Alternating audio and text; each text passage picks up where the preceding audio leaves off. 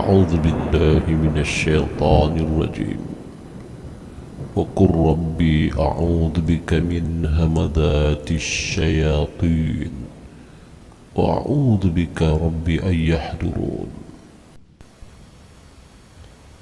Dan katakanlah, wahai Tuhanku, aku berlindung kepadamu dari hasutan syaitan-syaitan, dan aku berlindung kepadamu, wahai Tuhanku, supaya syaitan-syaitan itu tidak menghampiriku. Assalamualaikum warahmatullahi wabarakatuh. Apa kabar anda semua? Pertama sekali saya ucapkan ribuan terima kasih kerana sudi like, subscribe, kemudian share cerita-cerita daripada kisah pengalaman seramku ini. Ya.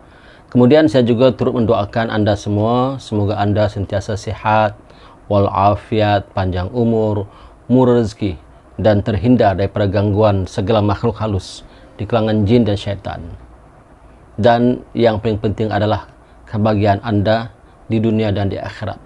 Kali ini saya akan ceritakan satu kisah pengalaman seram yang diceritakan oleh seorang bekas pemandu van jenazah di kampung di daerah Sendakan ini. Seterusnya selepas ini.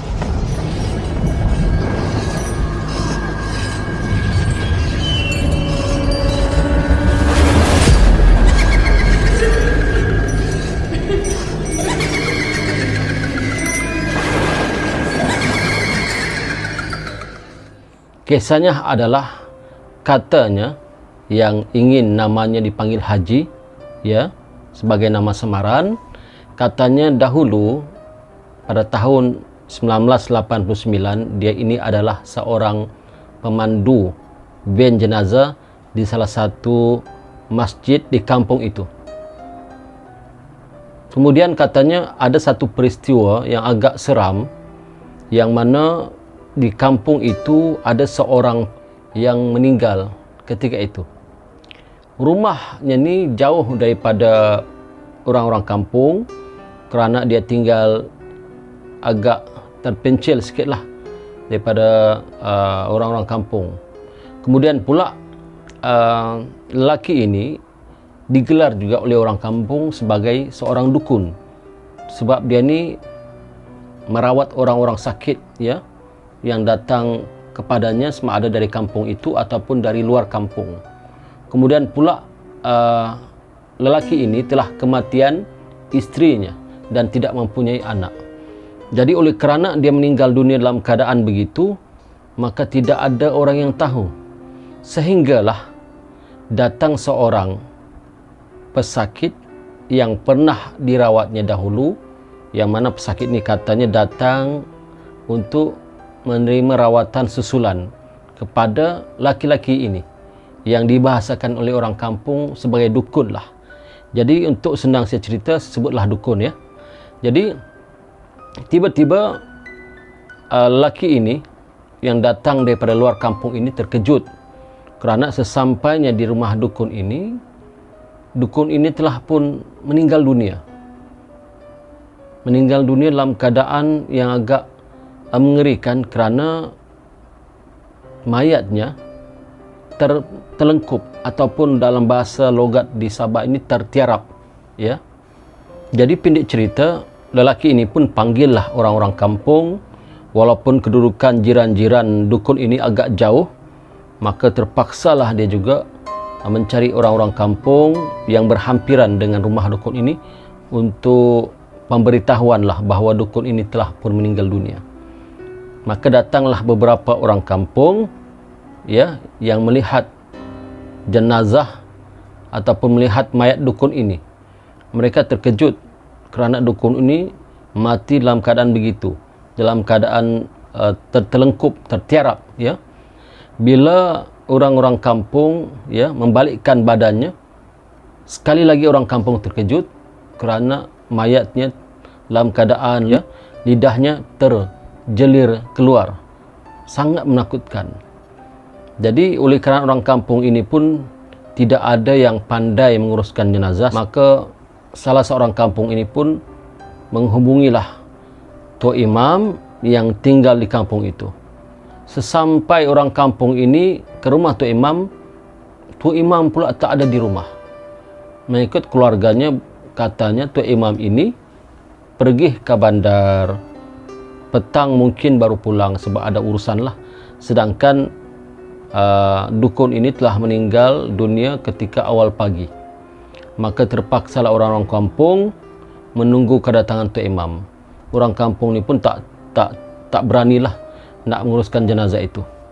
Maka Tok Imam pun sampailah dekat-dekat menjelang maghrib, dikhabarkan oleh isterinya ada orang meninggal di kampung ini, di hujung sana. Maka selepas Tok Imam selesai solat maghrib, bergegaslah Tok Imam ni ke rumah dukun tersebut. Dan sampai sana diuruslah jenazah ini bersama beberapa orang kampung. Ada juga orang-orang kampung yang Tok Imam panggil untuk membantunya menguruskan jenazah, tetapi ramai yang tak datang. Kata Haji ini menceritakan, tak tahulah, tapi mungkin disebabkan ada orang-orang kampung juga yang tak suka dengan dukun ini, ya, tak suka, menyebabkan tak ramai orang yang datang untuk menguruskan jenazahnya. Kata Tok Imam, tak apalah, kita teruskan sahajalah menguruskan jenazah. Maka dimandikanlah. Ketika urusan pemandian, Haji ini bercerita dia ternampak beberapa orang kampung yang menemani imam untuk menguruskan pemandian muntah dan menyebabkan suasana agak payahlah, ya. Tetapi tetap diuruskan pemandian kerana kata Haji ini menceritakan orang-orang kampung yang membantu Tok Imam memandikan jenazah tercium bau yang sangat busuk, seolah-olah dukun ini telah meninggal dunia beberapa hari yang lepas. Selepas dimandikan, dikafankan, kemudian disolatkan. Ya, selesai itu pula urusan yang seterusnya adalah urusan pengkebumian jenazah. Malangnya di kampung itu tidak ada band jenazah. Adapun band yang ada di masjid itu adalah band yang lama yang telah usang. Bukan bermakna band ini tak boleh jalan, boleh jalan, tapi dalam keadaan yang usang lah. Adapun band jenazah yang ada di kampung itu dipinjam oleh kampung jiran sebelah yang ada keuzuran juga. Ada orang meninggal dunia di kampung di jiran sebelah kampung ini. Maka mahu tak mahu, kata Tok Imam, tak ada jalan lain, maka terpaksalah jenazah ini dibawa menaiki dengan band jenazah yang lama, yang sudah lama tak digunakan lah, ya. Bila dihidupkan enjinnya, hidup, tapi dalam keadaan dengan asapnya yang begitu banyak, ya. Mahu tak mahu terpaksa jugalah. Jadi dibawalah oleh Haji ini sebagai pemandu van jenazah bersama dengan seorang lelaki pembantunya untuk menuju ke tanah perkuburan, yang tanah perkuburan ini kira-kira jaraknya dari kampung itu lebih kurang 10 km. Tak semena-mena, kata Haji ini, tiba-tiba hujan turun dengan lebatnya. Dia pun tak tahulah, ya, tiba-tiba hujan turun dengan lebat dan mereka pun telah membawa naik jenazah ini, ya, pemandu van bersama dengan pembantunya naik jenazah ini. Adapun Tok Imam dengan beberapa orang kampung telah pun dahulu jalan ke tanah perkuburan.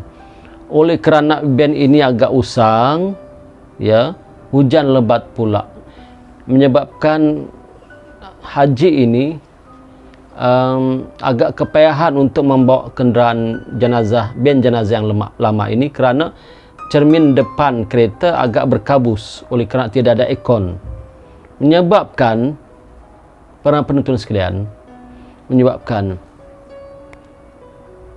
Haji ini telah tersesat, ya, telah tersesat, tak tahu ataupun tak nampak jalan untuk menuju ke tanah perkuburan. Dah 3 kali mereka pergi balik, tak jumpa juga tanah perkuburan tersebut. Masya Allah, kata Haji ini, dalam keadaan pusing-pusing 3 kali itu, tiba-tiba band jenazah tak boleh bergerak, ya, tiba-tiba band jenazah mati, tiba-tiba saja. Maka mereka pun dalam keadaan hujan-hujan yang lebat begitu, Haji ini bersama dengan pemandunya ceklah apa sebab tiba-tiba ben tak boleh gerak.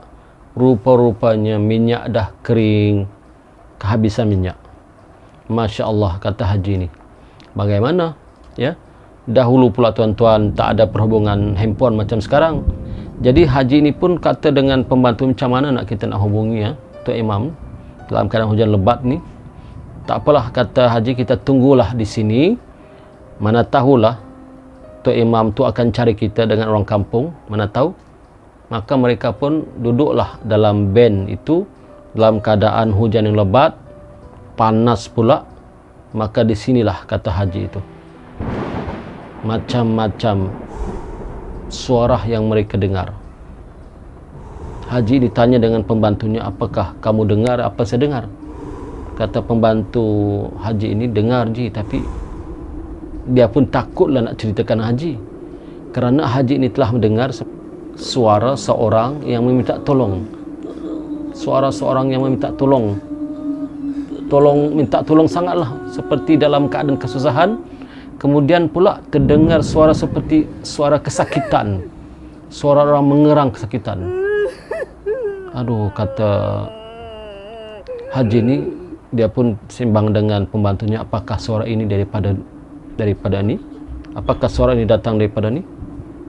Kata pembantunya, saya pun tak tahu ji, tapi tak apalah, kata haji itu, kita tunggulah Tok Imam, mana tahulah diorang datang dah lambat ni ya. Lebih kurang sejam, hujan pun dah mula reda, dan tak lama kemudian datanglah Tok Imam bersama beberapa orang penduduk kampung datang. Sampai si Tok Imam, dia kata, ji, Masya Allah, kenapa ji? Dah sejam kami tunggu dekat tanah perkuburan.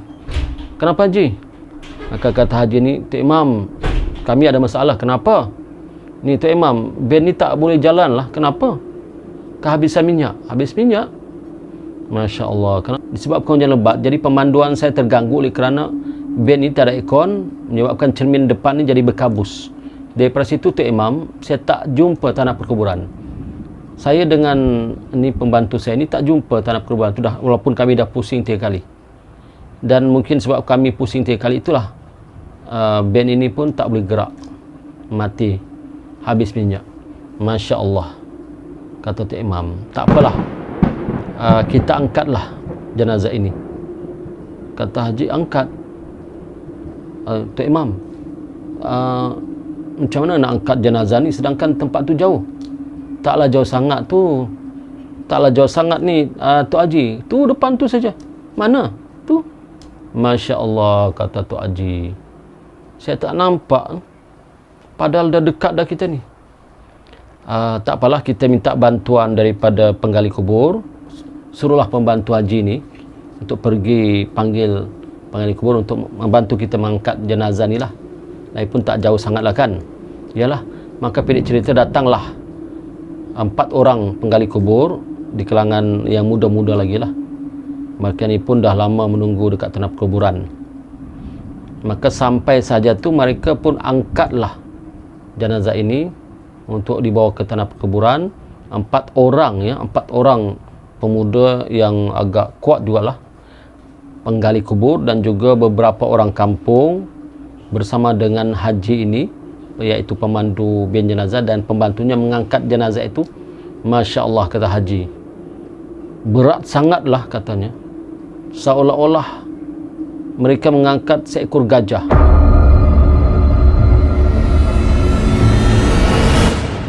Yang besar, berat, sampai mereka terhoyong-hayang